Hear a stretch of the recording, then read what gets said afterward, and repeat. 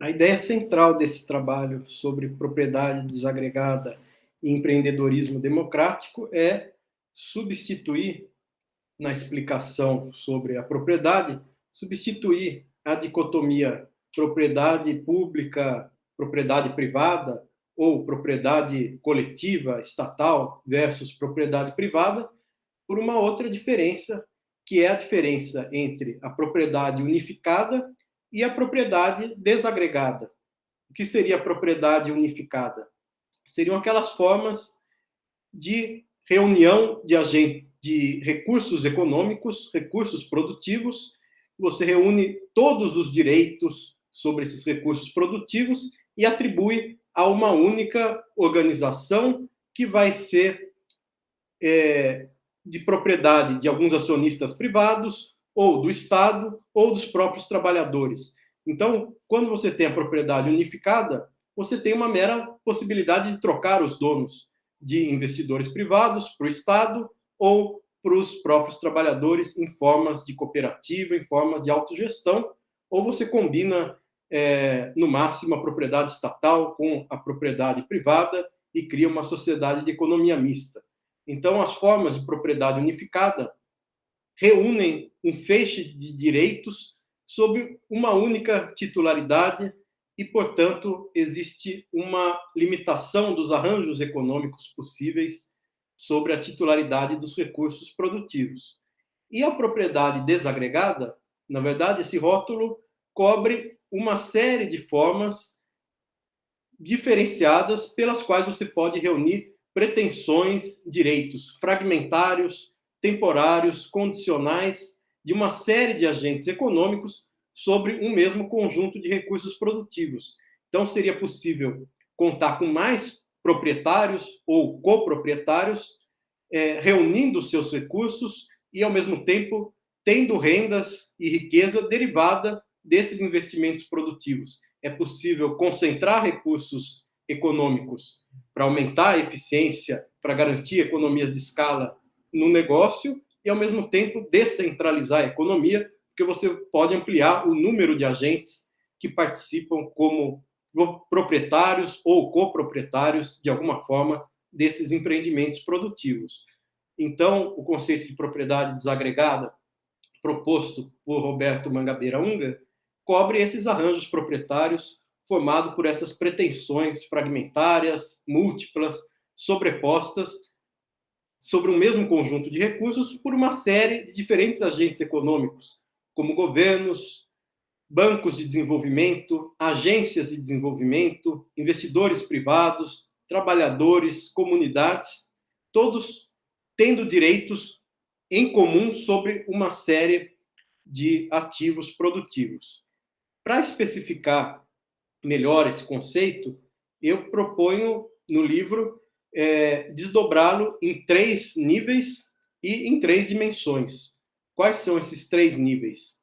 Primeiro, o nível dos direitos reais e dos direitos intelectuais, ou seja, dos direitos reais e da propriedade intelectual. O segundo nível, da organização societária. E o terceiro nível, dos esquemas, dos arranjos financeiros. E em cada um desses níveis, nós podemos analisar 3 dimensões. Primeiro, numa dimensão material, objetiva, a gente pode analisar a amplitude desses direitos, ou quão fragmentários são os direitos que cada um desses agentes econômicos vai ter sobre esses ativos, sejam direitos reais, direitos de propriedade intelectual, direitos societários e pretensões relativas a investimentos financeiros. Além desse nível, dessa dimensão material da desagregação, a gente tem uma dimensão temporal. A dimensão temporal envolve se essa titularidade vai ser uma titularidade perene e permanente ou se vai ser uma titularidade temporária sobre esses recursos produtivos. Um exemplo mais básico disso são os esquemas de investimento e desinvestimento programado que existem no capital de risco. Quando você tem um investidor âncora, por exemplo, ou um investidor anjo, que vai ser sócio daquele negócio durante um certo período, durante o seu estágio de maturação, e depois já tem a sua saída pré-programada daquele empreendimento. E a terceira dimensão importante para analisar essa desagregação da propriedade quanto a direitos reais, intelectuais, societários e financeiros é a dimensão, além da dimensão material e da dimensão temporal, a terceira é a dimensão social, que diz respeito ao tipo de agente econômico que vai ser integrado de alguma forma como parceiro, como coproprietário, como sócio, como investidor daquele empreendimento. Então, a dimensão social diz respeito à diversidade dos agentes econômicos e você pode reunir no mesmo empreendimento ou numa série de empresas o Estado, investidores privados, a comunidade, os próprios trabalhadores, enfim, ter combinações diversas entre esses diferentes agentes econômicos. E aí a gente começa a entrar nos exemplos de cada um daqueles movimentos ou níveis de desagregação, né? Começando pelos direitos reais. A tese básica é, para você ter uma desagregação da propriedade que, ao mesmo tempo, seja eficiente do ponto de vista econômico, que possa congregar muitos recursos, investimentos, de modo a gerar eficiência, economias de escala, capacidade de competir por via de inovação nesses negócios produtivos. Para você ter essa dimensão da eficiência econômica, combinada com a dimensão da inclusividade, do número e da diversidade de agentes econômicos que participam daquele negócio, daquela economia, para você ter essa combinação, essa desagregação da propriedade tem que ocorrer nos três níveis: direitos reais, intelectuais, direitos societários e investimentos financeiros, e nas três dimensões: material, temporal e social. Se você ficar preso apenas a algum desses níveis da desagregação, ou só pensar a desagregação em termos societários, ou só pensar em termos de direitos reais, você pode ter arranjos muito eficientes do ponto de vista econômico, mas pouco inclusivos, que vão descentralizar pouco a economia de mercado, ou você pode ter arranjos que são bastante inclusivos, mas que falham no aspecto da eficiência, da produtividade. Então, para ilustrar essa tese, a gente pode começar a observar vários exemplos. Primeiro, com relação aos direitos reais, qual seria a forma básica de tentar uma desagregação da propriedade com relação a direitos reais?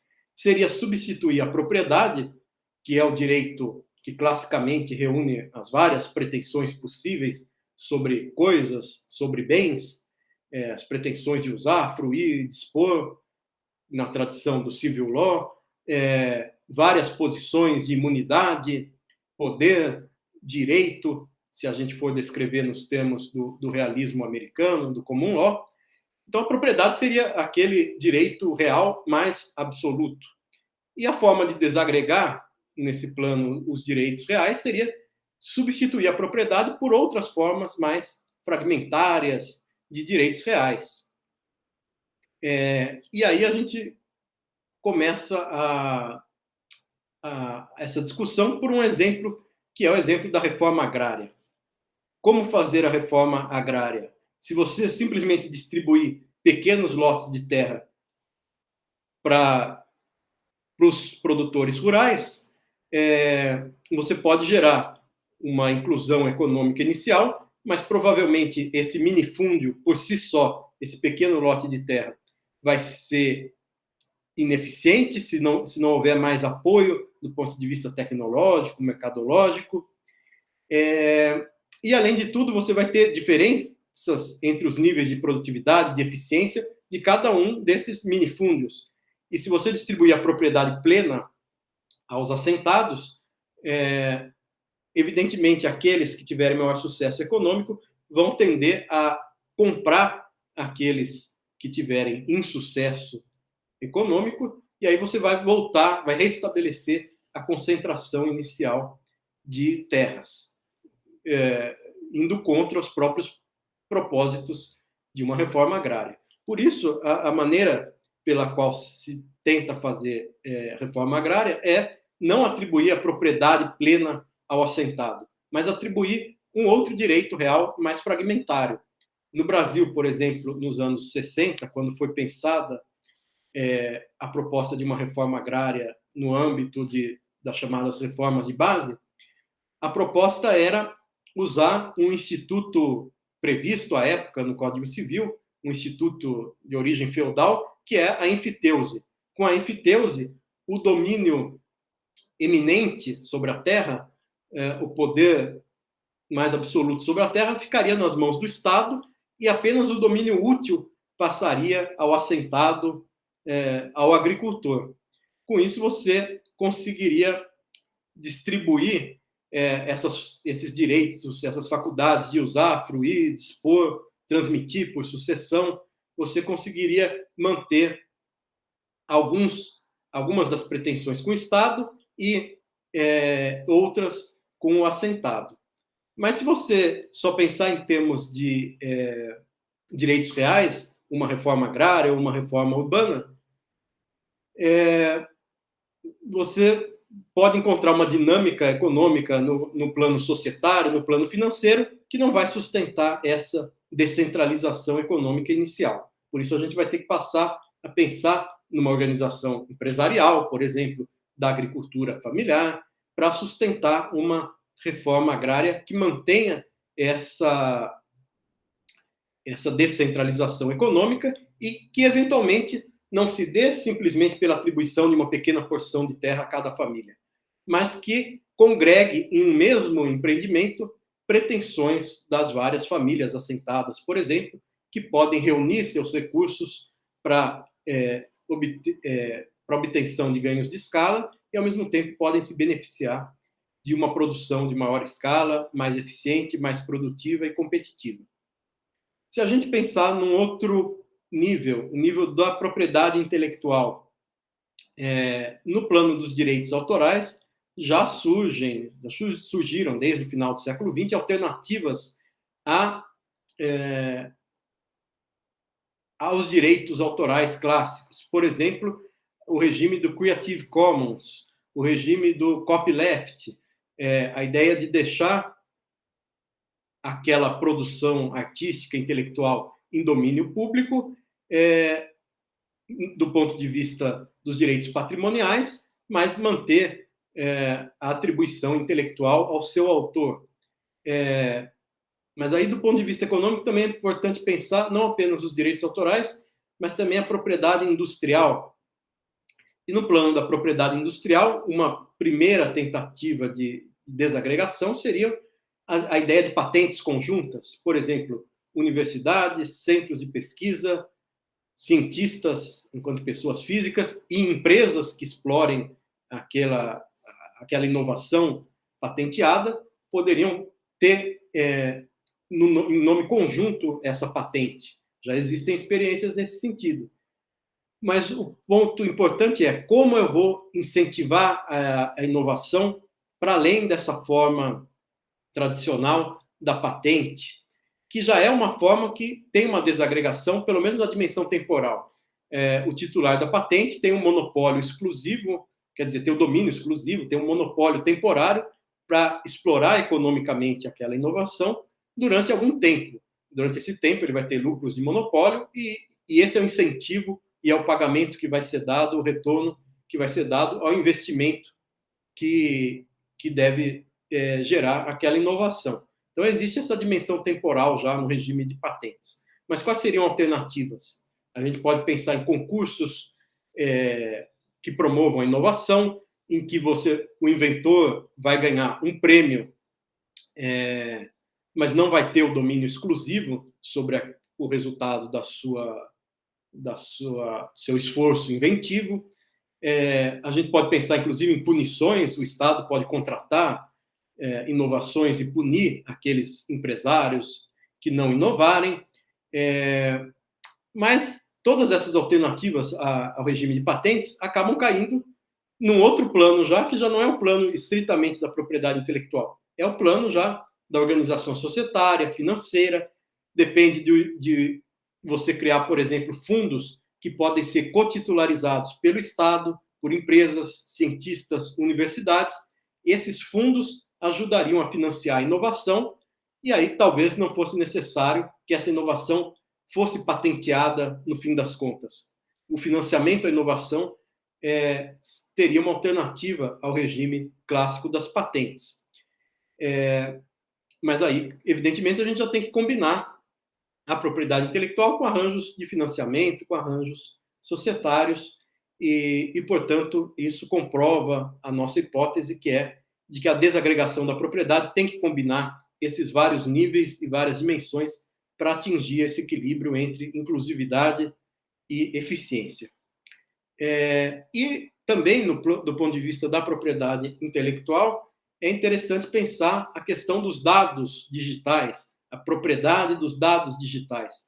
Muitas vezes isso é pensado apenas em termos de privacidade do usuário, do produtor, daquele que navega na internet e tem os seus dados pessoais coletados pelas plataformas digitais, mas também essa questão poderia ser pensada em termos de propriedade, em termos da remuneração do usuário, por exemplo, por participações acionárias fragmentadas, cada um poderia ter fragmentos de ações das empresas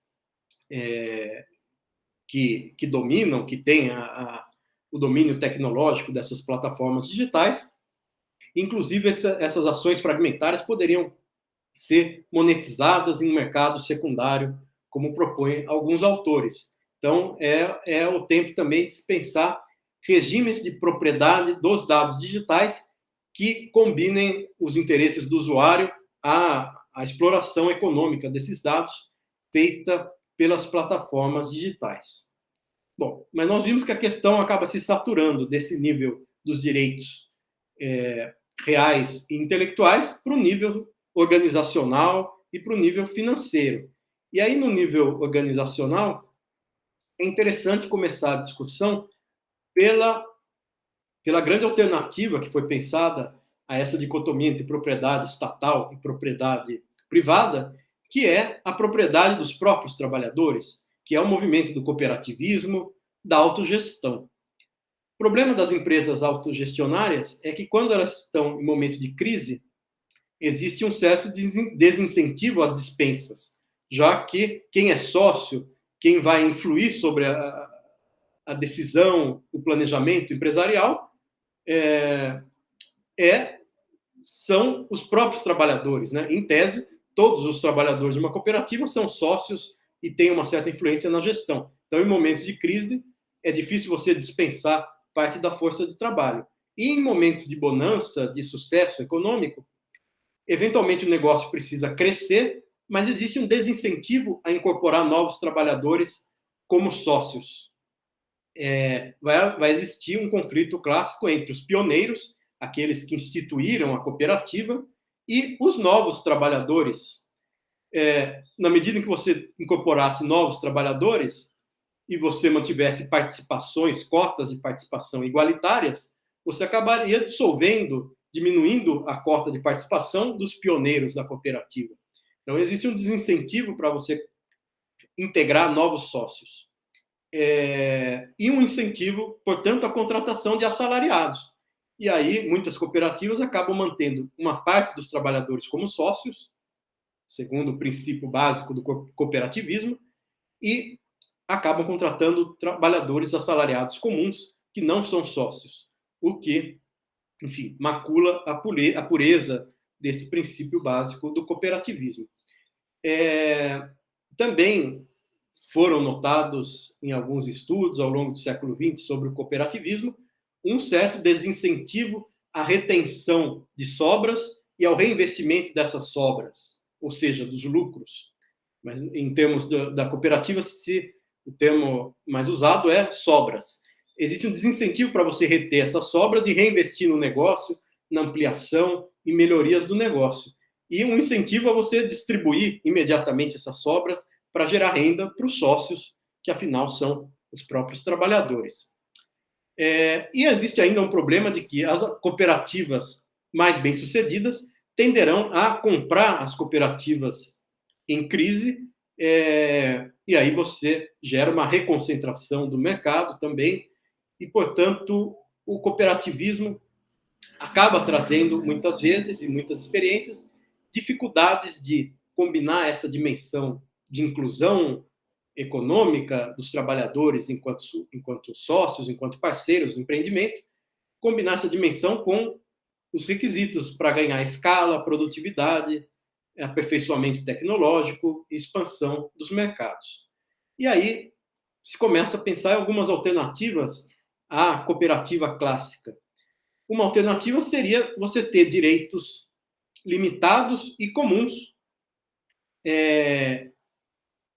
aos internos, quer dizer, aos próprios trabalhadores. Uma parte dos sócios seriam trabalhadores, uma parte dos sócios seriam investidores externos, inclusive governos.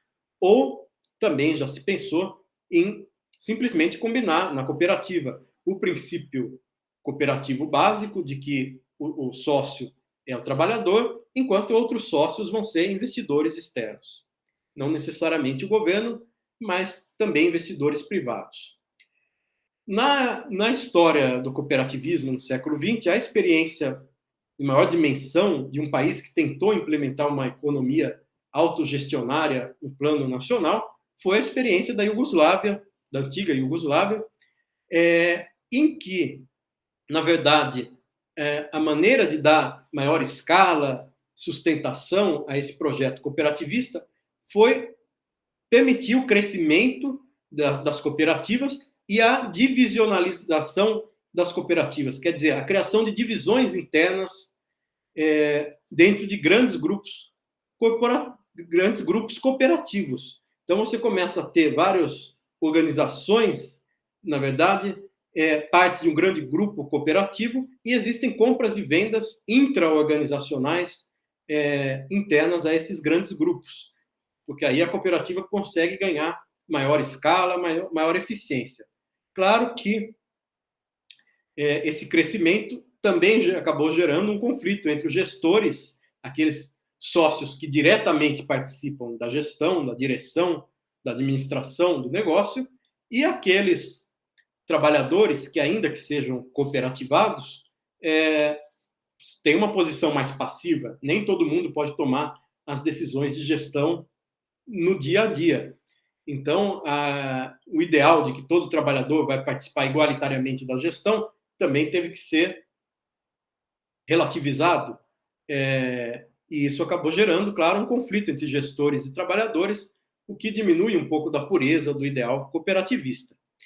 E a criação desses grupos maiores de cooperativas e a geração de sobras a serem reinvestidas, retidas para o negócio e reinvestidas na expansão do negócio, também se operou por meio da criação de fundos de investimento dentro desses grupos cooperativos, fundos de investimento na expansão do próprio negócio, fundos de investimento para financiar serviços de educação, saúde, cultura para os trabalhadores, para as comunidades. E, portanto, a organização desse cooperativismo acabou ganhando uma escala muito grande e acabou atingindo arranjos financeiros, organização de fundos de investimento que deram maior amplitude a esse negócio, claro, combinando um pouco o ideal puro cooperativista com formas mais capitalistas, entre aspas, de produção. Uma outra experiência cooperativista muito importante é a experiência de Mondragón, no País Basco, onde existe um grupo que hoje em dia congrega mais de 200 empresas, incluindo cooperativas no seu tipo mais puro, mas também empresas comerciais, acordos de joint venture.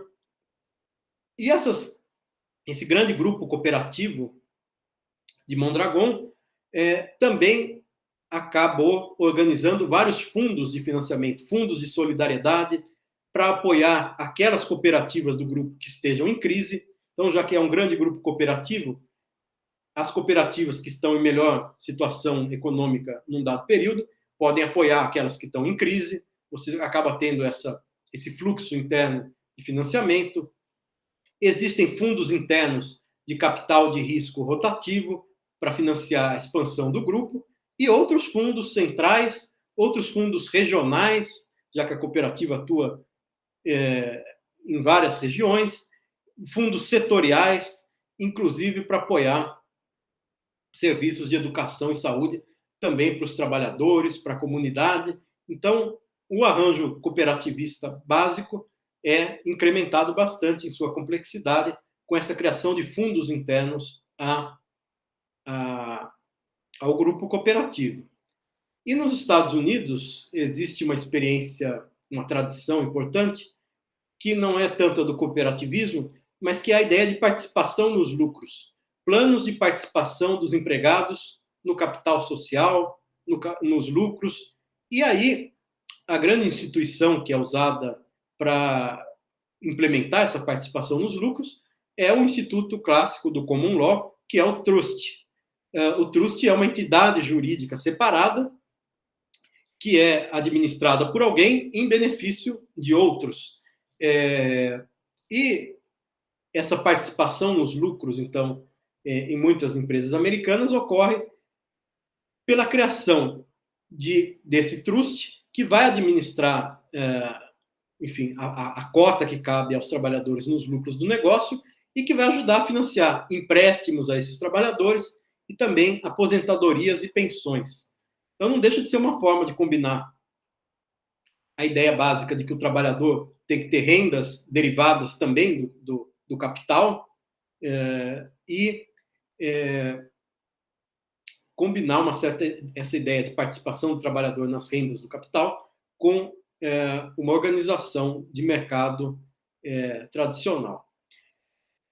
Na China, se a gente passar dos Estados Unidos para a China, ficar em dois grandes exemplos de economias fortes no século XXI, a gente vai observar que na China a questão do cooperativismo, da participação dos trabalhadores, foi muito importante, sobretudo entre as décadas de 70 e 90, entre 78 e 96, especificamente, por meio das empresas Distrito Vila, Township Village Companies, ou Township Village Enterprises. E essas empresas Distrito Vila, elas foram o grande motor que ajudaram a China a transitar de uma planificação total, inclusive no setor rural, para uma economia mais aberta ao mercado. Muitas vezes, a partir dos anos 90, essas empresas Distrito Vila foram privatizadas, algumas delas. Mas, na verdade, existiam várias formas de organização dessas empresas, e essas várias formas de organização tentavam combinar a titularidade dos recursos por parte dos trabalhadores, dos administradores dessas empresas, indicados pelo governo central da China, muitas vezes, ou pelas províncias, e também direitos sobre o negócio e rendas do negócio geradas para os governos locais. Então, a tentativa de combinar de diversas formas, ou a titularidade exclusiva dos trabalhadores, ou a titularidade dos trabalhadores e administradores, ou trabalhadores e governos locais, enfim, diversificar um pouco nessa dimensão social a desagregação da propriedade. Então, a experiência dessas empresas que foram muito importantes para a industrialização rural da China, para a transição ao chamado socialismo de mercado, foi uma variedade de modelos que tentaram combinar o princípio capitalista, de que quem investe no negócio é quem merece os seus lucros, com o princípio cooperativista, de que o trabalhador merece esses retornos do negócio do qual ele participa. No Brasil, existe uma experiência recente, do início do século XXI, que é a experiência das chamadas parcerias público-privado-comunitárias, PPPCs. As parcerias público-privado-comunitárias envolvem, no fundo, esses fundos de investimento, fundos de private equity, que vão investir em negócios combinando bancos públicos, agências de desenvolvimento local, investidores privados e os próprios trabalhadores, organizados na forma de cooperativas, muitas vezes. Então, existem negócios importantes na região amazônica, por exemplo, que atuam na industrialização rural, na suinocultura, na piscicultura, e aí os trabalhadores participam de uma das etapas dessa cadeia produtiva, com relação aos peixes, com relação aos porcos, eles têm um certo salário, uma certa renda do serviço que eles fazem.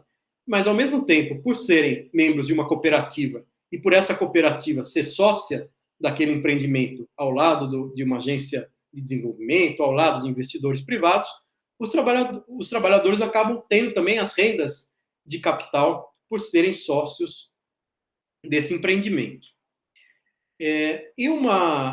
Ainda nesse plano societário, uma outra experiência interessante é a experiência que ocorreu em vários países comunistas do leste europeu, a experiência de privatização das empresas estatais e das empresas autogestionárias. Na Rússia, ocorreram privatizações e aí foram distribuídos cupons, vouchers acionários, foram distribuídos aos trabalhadores daquela empresa específica, aos cidadãos de maneira geral e a investidores privados. Enfim, houve vários modelos de divisão desses cupons acionários, mas em diferentes proporções. O que se fez foi isso: distribuir uma parte das ações para os próprios trabalhadores daquela empresa, que antes era uma empresa estatal, pública. Uma parte das ações foi distribuída aos cidadãos por meio desses cupons e uma parte aos investidores privados, muitas vezes com problemas, enfim, evidentemente com problemas de corrupção que envolvem, em geral, as estratégias de privatização. Mas o fato é que essa estratégia de distribuir cupons acionários acirrou e manteve o conflito entre os insiders e os outsiders. Quer dizer, que proporção merecem os trabalhadores daquela empresa em face dos cidadãos em geral. E aí a alternativa a esse conflito, uma saída a esse conflito, seria pensar num parque produtivo, num parque industrial, num parque empresarial, em que os trabalhadores tivessem ações não necessariamente da sua empresa, porque evidentemente a força de trabalho e as empresas são muito diversas entre si. Você vai ter empresas de maior sucesso, com maior lucro, e por que um trabalhador vai ser beneficiado ou prejudicado por estar numa empresa ou num setor econômico mais ou menos lucrativo? Então, uma alternativa a isso seria pensar no esquema de holdings, de empresas de participação, de sociedades de participação, em que você teria uma porcentagem pequena, até 20%, por exemplo, do capital social da empresa, poderia ser propriedade comum e inalienável da força de trabalho daquela empresa em si. Mas outra parte da empresa vai ser titularizada, poderia ser titularizada por empresas de participação, por sociedades de participação, das quais seriam sócios os cidadãos em geral, independentemente da sua posição produtiva, investidores privados, agências de governo. Quer dizer, você poderia combinar esses agentes econômicos não com a titularidade direta sobre aquela empresa, mas eles poderiam ser sócios de uma empresa de participação, e aí você vai criando holdings sobrepostas e concorrentes, você vai ter várias holdings, várias empresas de participação que podem ser sócias de um mesmo empreendimento, ao lado, em uma parcela minoritária da cota dos trabalhadores daquela empresa, e aí você consegue expandindo, por meio de sociedades de participação, as titularidades derivadas daquele empreendimento produtivo, de modo que você vai ampliando no limite para todos os cidadãos vão ter alguma cota de participação em algumas empresas, em várias empresas de um parque produtivo por meio dessas empresas de participação. Então, você poderia ter, digamos, 20% da participação societária dos trabalhadores da empresa, e aí você tem outros 20% por uma empresa de participação, com sócios que são cidadãos, investidores privados, governos, outros 20% vão ser por uma outra holding, e aí você consegue ir expandindo, por meio dessas pirâmides, dessas teias societárias, a participação social.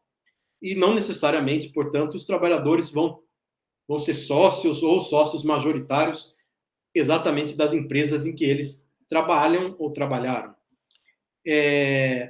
Um outro caso interessante no leste europeu, ainda de privatização, ocorreu na Polônia, em que os vouchers, os cupons acionários, foram convertidos em participações, não diretamente nas empresas, mas participação em fundos mútuos, em 15 fundos mútuos que foram estruturados na Polônia, e aí, enfim, os cidadãos tinham cotas de participação nesses fundos, e esses fundos investiam nas empresas. Então, você cria uma certa desintermediação entre o investidor e a empresa. Ele investe no fundo de participação, ou ele tem cotas no fundo de participação. E aí, portanto, a gente faz essa transição do nível societário para o nível da organização financeira, dos mercados financeiros. Chegando nesse nível da propriedade pensada em termos do mercado financeiro, é importante a gente fazer um contraponto entre fundos de investimento e participação societária. Alguém pode investir diretamente numa companhia por meio de títulos de renda fixa, como as debêntures, você recebe um juros fixo, ou você investe como acionista, recebe uma renda variável, uma parcela dos lucros na forma de dividendos. Agora, qual seria a grande função dos fundos de investimento? Por que não investir diretamente na empresa, mas o investidor investir em um fundo de investimento e esse fundo de investimento investir em uma sociedade, em uma companhia?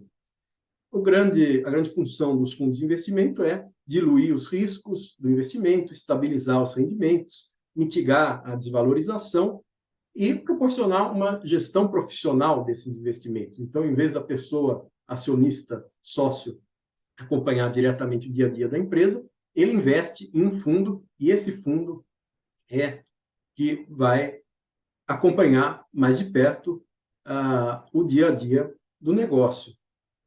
E nesse nível dos mercados financeiros, uma experiência, um tema muito importante é o financiamento de negócios nascentes, o financiamento da indústria nascente, da inovação, mas essa indústria nascente, que começa em pequena escala, mas tem alta escalabilidade, quer dizer, se aquela inovação produzida for bem sucedida, a empresa pode crescer muito rápido, ganhar escala, ganhar inclusive mercados globais.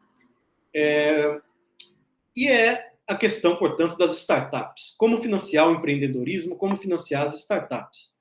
As alternativas clássicas criadas, estruturadas ao longo do século XIX, do século XX, para o financiamento empresarial, foram as bolsas de valores e o mercado de balcão organizado. Só que essas vias de financiamento, claro, ao lado dos bancos, têm dificuldade de financiar negócios que ainda não estão estabelecidos, que não têm uma rentabilidade definida, que não estão consagrados no mercado. Então, existe uma lacuna do financiamento por bancos, por bolsas de valores, pelo mercado de balcão, a empresas emergentes de lucratividade incerta, embora potencialmente muito alta, se a inovação for disruptiva, for muito bem sucedida, é difícil que essas empresas consigam captar dinheiro por essas vias. E por meio do financiamento bancário, como se trata de negócios de alto risco, os juros também são proibitivos para esses negócios emergentes. Então, desde a década de 90, muitos países, principalmente os países da OCDE, dos países mais ricos, acabaram criando fundos de fundos, quer dizer, fundos públicos para financiar esses negócios privados de grande potencial inovativo. Mas, então, o dinheiro público não vai diretamente para financiar esta ou aquela empresa. Você tem um fundo de fundos, ou seja, o fundo público vai financiar vários fundos privados ao lado de investidores privados, e são esses fundos privados que, de maneira competitiva, concorrencial no mercado, vão buscar o maior retorno ao seu investimento e, portanto, são os fundos privados que vão investir nos negócios. Esse modelo acaba tendo muita semelhança com o que foi proposto por Mangabeira Unger, com a ideia de um fundo rotativo de capital. em que você teria um fundo central, titularizado pelo Estado, que investe em fundos privados competitivos, que emprestam ou investem recursos nas empresas, portanto, nos empreendedores aí, no primeiro plano do sistema econômico. Esses fundos, fundos públicos, né, essa dimensão de que os recursos públicos vão ser investidos junto com recursos privados e vão ser gerenciados pelos capitalistas de risco de maneira concorrencial, em busca do maior retorno, isso ajuda a combinar, então, o apoio público a esses negócios emergentes com um princípio de mercado, que é a competitividade, a busca do maior retorno ao investimento. E dessa forma que são estruturados muitos dos esquemas de capital de risco, de capital semente, de venture capital, seed capital. E, além de tudo, desde os anos 2000, se expandiram muito os fundos soberanos. Então, esses fundos de fundos, ou seja, o fundo público que vai investir em fundos privados que vão emprestar para os empreendedores, esses fundos públicos muitas vezes são irrigados por recursos de fundos soberanos, que são fundos que os estados criam para gerenciar as rendas advindas de grandes ativos estatais, tradicionalmente estados que exportam muitas commodities, que são ricos em recursos naturais, como o petróleo, por exemplo. Esses estados começaram a organizar fundos soberanos para que essa renda, que essa riqueza gerada por esses ativos primários, né, por esse setor primário da economia, para que isso não seja desperdiçado em poucas décadas e para que esses fundos soberanos ajudem a investir em educação, saúde e a investir em negócios emergentes de maior sofisticação produtiva e tecnológica. Bom, então, a verdade esse modelo não é meramente um modelo teórico de você ter um fundo público que investe em fundos privados. É uma prática cada vez mais comum nas décadas de 90, 2000, 2010, 2020, em vários países dos mais desenvolvidos do mundo. Como se deu essa história do capital de risco em alguns exemplos importantes? Vamos pensar nos Estados Unidos.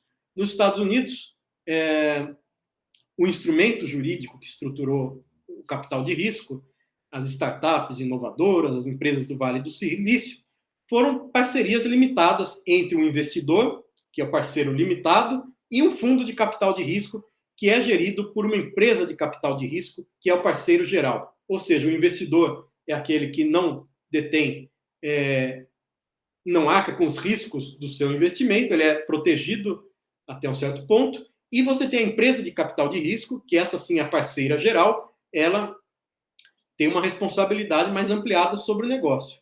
E além, então, desse contrato, dessa parceria limitada entre um investidor e uma empresa de capital de risco, o venture capitalist, o capitalista de risco mesmo, você tem um contrato entre o fundo de capital de risco e a empresa investida. E esse fundo de capital de risco, o capitalista de risco, então você tem uma combinação entre o contrato do investidor com o capitalista de risco e depois o contrato do capitalista de risco com a empresa investida. E a relação do capitalista de risco com a empresa investida vai ser uma relação que envolve um monitoramento relacional do negócio. Quer dizer, esse capitalista de risco vai ser responsável por acompanhar a maturação, o crescimento desse empreendimento produtivo e sempre numa dinâmica de investimento e desinvestimento programado. Então, aquela dimensão temporal da desagregação da propriedade. Nos Estados Unidos existe uma especificidade que não existe em todo o país, que é o fato de que o capital, as bolsas de valores são bem desenvolvidas, é um mercado bastante disperso e denso, de modo que quando o investidor de risco quer vender, vai vender a sua participação acionária, ele consegue vender no mercado de capitais, o que nem sempre ocorre em outros países. Se a gente pensar em outro exemplo econômico importante, claro, no século XXI, ao lado dos Estados Unidos, a China. Na China, o que tem sido adotado para incentivar empresas inovadoras é um esquema em 4 níveis, em que você tem fundos governamentais e privados que vão investir em um grande fundo de fundos gerenciado pelo Estado. Então, você tem recursos públicos e privados que vão investir num fundo gerenciado pelo Estado, e esse fundo gerenciado pelo Estado vai contratar, vai investir em fundos privados de capital de risco, que são os parceiros gerais e que vão atuar com gestores de fundos selecionados por licitação, e esses fundos privados vão investir nas empresas. Portanto, você tem um esquema em 4 níveis. No Brasil, as experiências que existiram nos anos 2000, em geral envolvendo o BNDES, você tinha a BNDES Par, BNDES Participações, que é uma subsidiária integral, é uma sociedade que tem como único sócio o BNDES. Essa empresa atuava, a BNDES Par, atuava como sócio, e ela selecionava um gestor privado nacional para ligar os fundos de investimento a empreendimentos emergentes. Então, o BNDES selecionava um gestor privado de um fundo de investimento lançado pelo BNDES e contratava gestores regionais para identificar as empresas emergentes.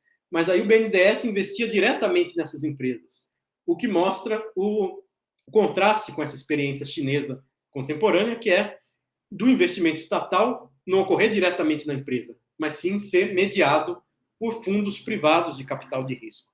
Claro, a fragilidade desse mercado de capital de risco no Brasil até dificultava o BNDES encontrar, no início dos anos 2000, fundos de capital de risco nos quais o banco pudesse investir para não investir diretamente nas empresas.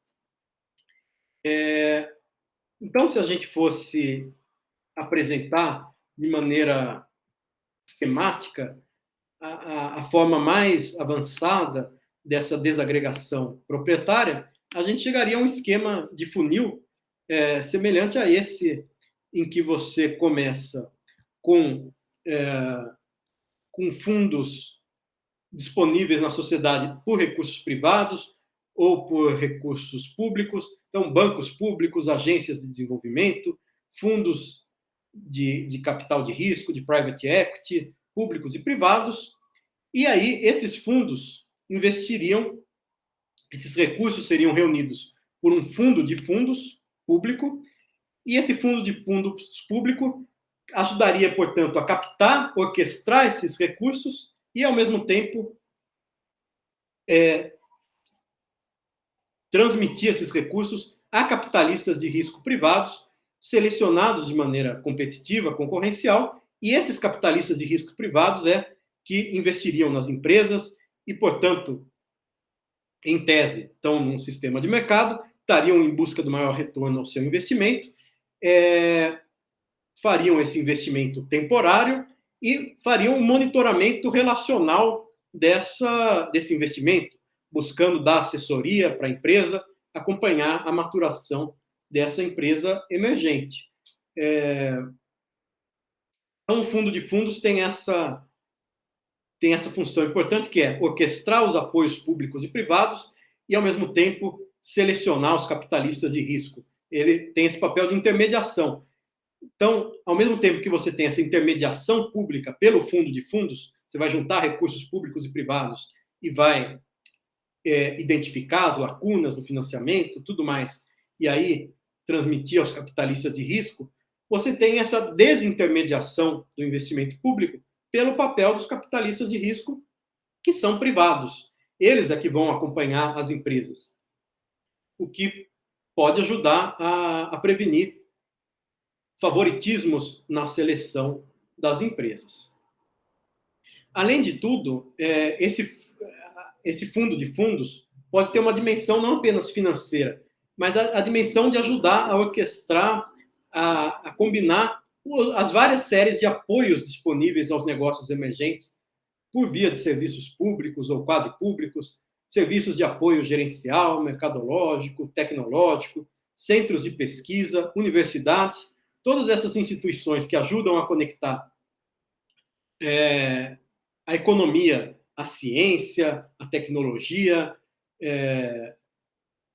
ajudam a conectar Estado e empresa, todos esses serviços que existem, o fundo de fundos pode ajudar a coordenar esses serviços também, identificar as lacunas, disseminar as melhores práticas. Portanto, essa seria uma dimensão-chave da coordenação estatal.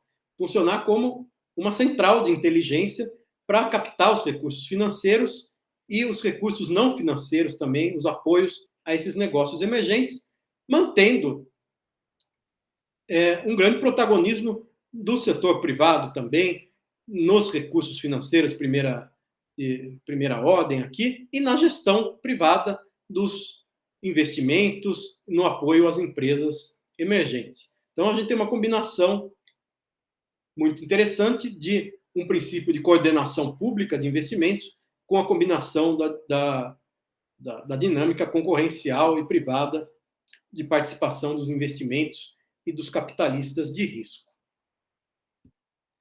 Claro, e aí o tipo de empresa investida pode variar bastante, podem ser apenas cooperativas, podem ser empresas que têm como sócios cooperativas, agências públicas e investidores privados. Claro, a gente tem esses vários níveis de organização da atividade produtiva, e nesses vários níveis podem ser combinados os diversos agentes econômicos. E essa seria, portanto, a forma mais avançada, mais complexa da desagregação da propriedade, dessa combinação de pretensões concorrentes, fragmentárias, temporárias, por parte de vários agentes econômicos sobre uma série de recursos comuns. Portanto, a propriedade desagregada acaba se colocando como uma alternativa entre a propriedade unificada, onde, em tese, você tem uma combinação pequena, quem vai ser sócio da empresa vai ser apenas o Estado, ou vai ser o Estado e acionistas privados, ou a empresa vai ser puramente cooperativa. Nos esquemas de desagregação da propriedade, essa dimensão é muito mais diversificada, e também a propriedade desagregada, com essa titularidade sobreposta, concorrente, é uma alternativa à gestão dos bens comuns, dos commons, a gestão coletiva de recursos por uma dada comunidade. Porque aqui você tem vários agentes econômicos que têm pretensões bem definidas sobre aqueles bens. Não tem simplesmente uma titularidade comum de uma certa comunidade sobre determinados recursos. Você tem, sim, agentes com pretensões bem definidas, mas que são pretensões, direitos sobrepostos e concorrentes. Como eu já disse, existem formas de desagregação parcial, e essas formas de desagregação parcial da propriedade vão ter os seus custos, ou vão ser eficientes, mas pouco inclusivas, ou vão ser inclusivas, mas pouco eficientes. E aí eu trago alguns exemplos aqui. Por exemplo, na dimensão material, a gente discutiu a questão da reforma agrária, a questão da reforma urbana. Se você se mantiver apenas no plano da propriedade fundiária, você consegue distribuir porções daquela propriedade, mas não consegue diversificar o tipo de pretensões e direitos que cada agente vai ter sobre aquele recurso. E, o mais importante, não consegue combinar vários recursos financeiros para dar escala e competitividade àquele empreendimento. Da mesma forma, existe, inclusive na lei brasileira, o Instituto da Multipropriedade, que é uma espécie de condomínio na relação temporal. Quer dizer, no condomínio, cada um tem uma fração ideal daquele bem. E na multipropriedade, cada um tem uma fração ideal do tempo daquele bem. Durante determinado período, a pessoa tem quase todas as pretensões que o proprietário teria sobre aquele recurso. E na dimensão social, o Instituto Clássico, a ideia mais falada quando se fala de propriedade, é a ideia da função social da propriedade. Quer dizer, se a propriedade não for produtiva, se ela não responder às necessidades da sociedade, ela pode ser desapropriada com justa e prévia indenização. Então, você tem uma dimensão que você consegue incluir alguém além do proprietário exclusivo daquele recurso. Mas não é uma forma, a função social da propriedade, você não consegue incluir como proprietários vários agentes econômicos. Você simplesmente pondera e promove alguma restrição administrativa ao mau uso da propriedade pelo seu proprietário. Da mesma forma, com relação aos direitos intelectuais, já comentei, a patente conjunta é uma forma de combinar aí, desagregar um pouco esse direito de propriedade industrial. A própria patente tem uma expiração pré-programada, então, portanto, ela já tem uma dimensão temporal, ela não dura para sempre, e existem hipóteses em que você pode licenciar compulsoriamente uma patente, o que funciona mais ou menos nos termos da função social da propriedade, quer dizer, é uma certa restrição administrativa, judicial, autorizada pelo interesse público, mas você não vai incluir as pessoas como cotitulares daquela patente. Portanto, ainda é uma forma muito parcial, nem chega a ser propriamente uma desagregação da propriedade. É um equivalente funcional. Já comentei sobre os arranjos societários. Na dimensão material, a dimensão de sociedades de participação acaba gerando grandes teias, grandes pirâmides societárias, que são muito eficientes para a formação de grupos econômicos. Só que esses grupos econômicos vão concentrar o mercado, vão ter poder de mercado. Então, aqui a gente tem uma dimensão da eficiência que é bastante privilegiada. Mas se você só pensar na formação de sociedades de participação, não necessariamente isso vai levar a uma democratização, a uma descentralização da economia de mercado. Já comentei sobre o capital de risco também e sobre as sociedades de economia mista que permitem uma combinação mínima aí de agentes produtivos. No nível financeiro, da mesma forma, os derivativos são uma forma de investimento financeiro lastreado por ativos produtivos, em última instância. Então, são derivados do direito de propriedade, que são muito comuns no mercado financeiro, na economia financeirizada contemporânea. Não necessariamente vão ser inclusivos. Financiamento por projeto envolve uma certa desagregação na dimensão temporal da titularidade dos recursos. O microcrédito envolve você financiar pequenos negócios, então, uma certa preocupação com a descentralização da economia, mas não necessariamente esses negócios vão ganhar escala, produtividade e se tornarem competitivos. Portanto, essas formas equivalentes funcionais parciais à desagregação da propriedade mostram que essa combinação entre eficiência e inclusividade nos negócios é bastante difícil e, portanto, as formas mais complexas que a gente já viu de combinar grupos cooperativos, cooperativas com empresas capitalistas tradicionais, empresas capitalistas com investimento público, todas essas combinações diferentes de agentes econômicos com direitos temporários, com direitos diferentes sobre o mesmo conjunto de recursos, são combinações que dão uma resposta melhor do que um ou outro desses institutos isolados que já existem, enfim, que já são comuns no direito.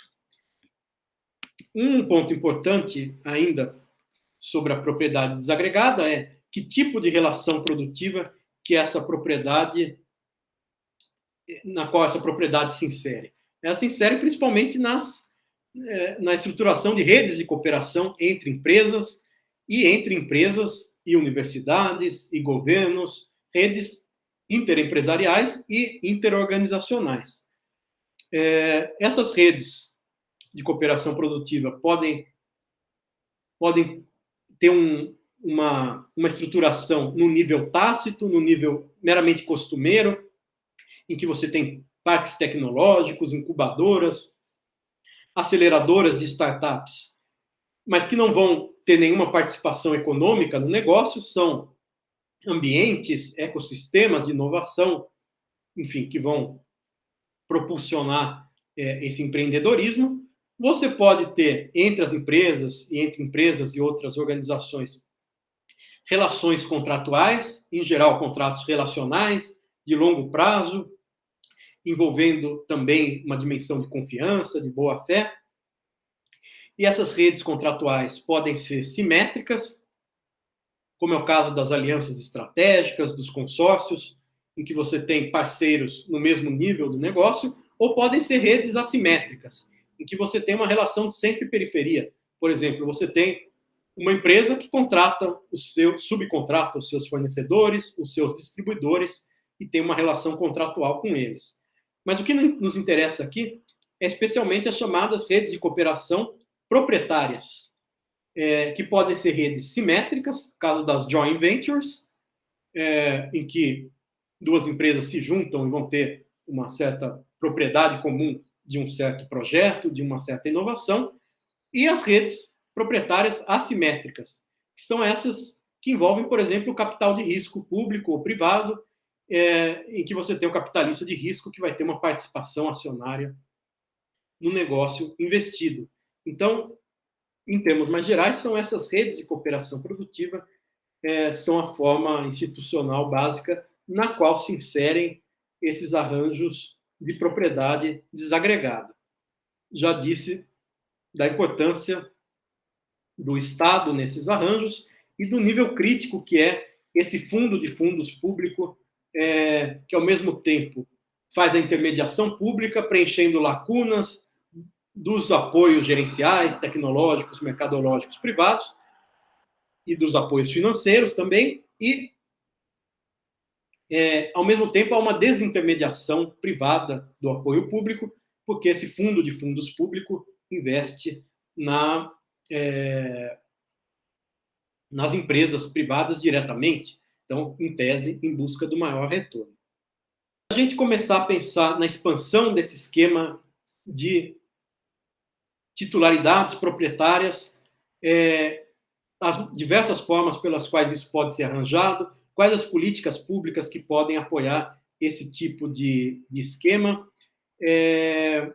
a gente teria uma nova ferramenta jurídica que nos ajudaria a chegar a um ideal que eu chamo no livro de democracia poliproprietária. O que é a democracia poliproprietária? É a ideia de que a participação na democracia política depende de um certo grau de inclusão econômica.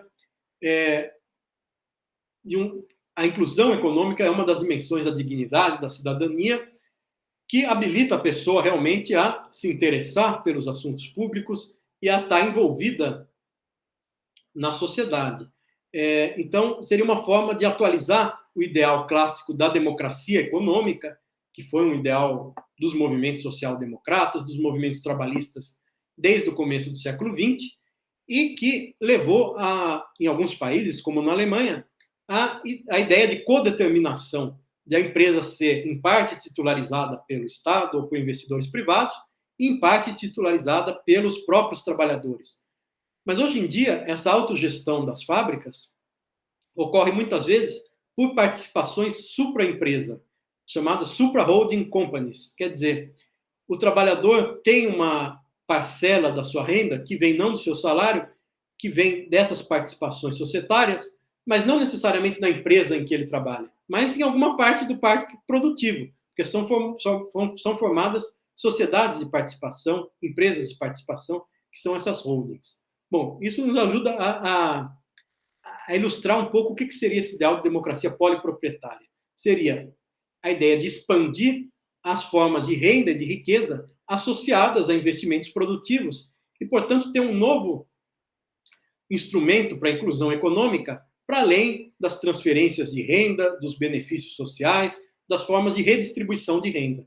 Você conseguiria mudar, em algum plano, a distribuição primária, a pré-distribuição de riqueza e de renda na sociedade, tornando as pessoas, de maneira direta ou indiretamente, sócias, coproprietárias. Então, a ideia é multiplicar as fontes de riqueza e de renda associadas a investimentos produtivos. Quer dizer, primeiro, multiplicar as possibilidades das pessoas serem sócios, serem investidores em algum plano em negócios produtivos, E, indiretamente, como o Estado vai participar durante algum período, em alguma forma, com maior ou menor protagonismo desses investimentos produtivos, a ideia é que o Estado também possa ter lucros, também possa oferir renda desses investimentos e, portanto, que o Estado possa financiar novos direitos fundamentais, que seriam equivalentes a dividendos universais, a dividendos que o Estado distribuiria realmente para a sociedade a partir desses investimentos produtivos. Então, a gente teria duas formas pelas quais as pessoas poderiam se tornar coproprietárias: ou como investidores diretos de um negócio, de um fundo de investimento, de uma holding, ou como cidadãos em geral que vão receber direitos fundamentais, transferências que vêm como se fossem dividendos universais auferidos pelo Estado.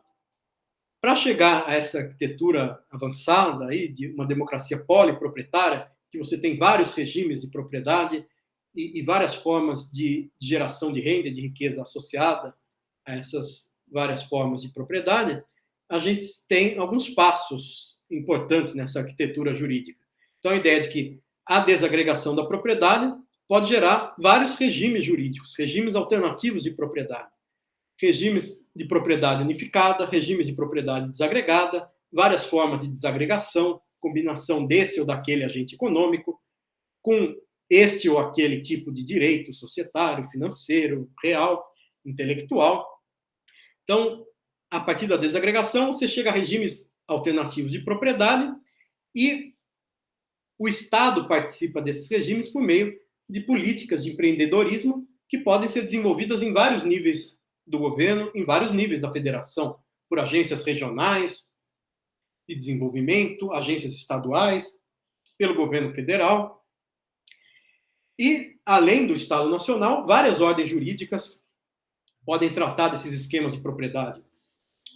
Direito Econômico Internacional, Banco Mundial, Fundo Monetário Internacional, ordens jurídicas privadas podem tratar desses investimentos, dessas formas de propriedade. Portanto, a gente pode pensar em um pluralismo jurídico multiescalar, em várias escalas, em vários níveis, em várias dimensões, nas políticas públicas e nesses arranjos variados, nesses regimes alternativos de propriedade. Um ponto importante desses regimes alternativos de propriedade, evidentemente, é a opcionalidade. É importante dar ao empreendedor abertura a essas várias formas de estruturação do seu negócio. Pode ser que ele queira ser o investidor único do seu negócio e buscar um financiamento empresarial. Pode ser que ele consiga abrir um negócio em bolsa. Pode ser que ele apenas queira ter como sócio os seus trabalhadores, ou ele queira apenas buscar investimento privado ou investimento estatal. Enfim, é importante ter esses regimes alternativos de propriedade opcionais para ajudar a dar várias molduras jurídicas para esse empreendedorismo. Então, ao lado do investimento direto em empresas, por exemplo, por parte do Estado, dos trabalhadores e de investidores privados, como é o caso das parcerias público-privado-comunitárias, você pode ter um investimento via o fundo de fundos estatal, que é intermediado por fundos privados. Enfim, e aí você tem várias configurações diferentes com relação à temporariedade dos direitos de cada agente econômico, com relação à diversidade dos agentes econômicos, com relação à fragmentação desses titulares dos direitos. Com relação às políticas de empreendedorismo, é muito importante a dimensão da aprendizagem regulatória. Como essas políticas que são voltadas para o mercado vão aprender com o próprio mercado e vão dar respostas a essa dinâmica de uma economia de mercado. Portanto, um ponto-chave aí são essas redes intermediárias entre o Estado e o mercado. Bancos públicos, universidades, agências de pesquisa, assessoria gerencial, tecnológica, mercadológica, como orquestrar esses apoios, como gerar aprendizagem a esses apoios, para que eles monitorem os negócios bem-sucedidos, as políticas bem-sucedidas, consigam aprender com as experiências fracassadas, consigam disseminar os bons resultados. Portanto, existe uma certa emulação aí entre a dinâmica de inovação no mercado e a própria inovação e aprendizagem da política pública. É representado nesse quadro esquemático essa dinâmica do mercado, que existe a variação, a inovação que é gerada, é selecionada e ela é reestabilizada como um novo produto. Enfim, é a explicação clássica da inovação, da destruição criativa. O investidor, em busca de lucros de monopólio, vai buscar gerar variação. Essa variação pode ser bem sucedida e aí pode se expandir para o mercado e o investidor deixa de ter lucros de monopólio porque, enfim, a sua patente vai expirar. Essa é a dinâmica clássica da inovação no mercado. Mas a gente pode pensar numa política pública que acompanhe também essa dinâmica de evolução, de variação, seleção, restabilização, que amplie o acesso aos recursos produtivos por meio dessas várias formas de propriedade, que tenha esses parâmetros para cobrar também a inovação dos negócios investidos, que tenha uma infraestrutura para catalisar, para ampliar a difusão de tecnologias, das inovações em processos, em produtos, e, portanto, uma política que consiga monitorar os seus resultados, consiga ser descentralizada, se combinar os agentes privados, saber dos resultados que cada agência de fomento está tendo nos seus projetos de apoio ao empreendedorismo, conseguir funcionar o Estado como uma central de inteligência para saber monitorar, avaliar os resultados das políticas, difundir as melhores práticas e corrigir as falhas que toda política pública vai ter, assim como toda estratégia empresarial. A ideia é que essa política seja flexível, seja experimentalista, ao mesmo tempo que consiga se manter um certo isolamento com relação a demandas particularistas desta ou daquela empresa, desse ou daquele setor. E aí os arranjos institucionais importantes, além da propriedade desagregada, além dessa orquestração dos serviços de financiamento e de apoio ao empreendedorismo, envolvem a transparência, por exemplo, do fundo de fundos público, a responsabilização, a diligência devida nos vários níveis, e essa ideia de centralizar as informações importantes e difundir as melhores práticas e orquestrar o aprendizado com relação ao empreendedorismo e à própria política pública de empreendedorismo.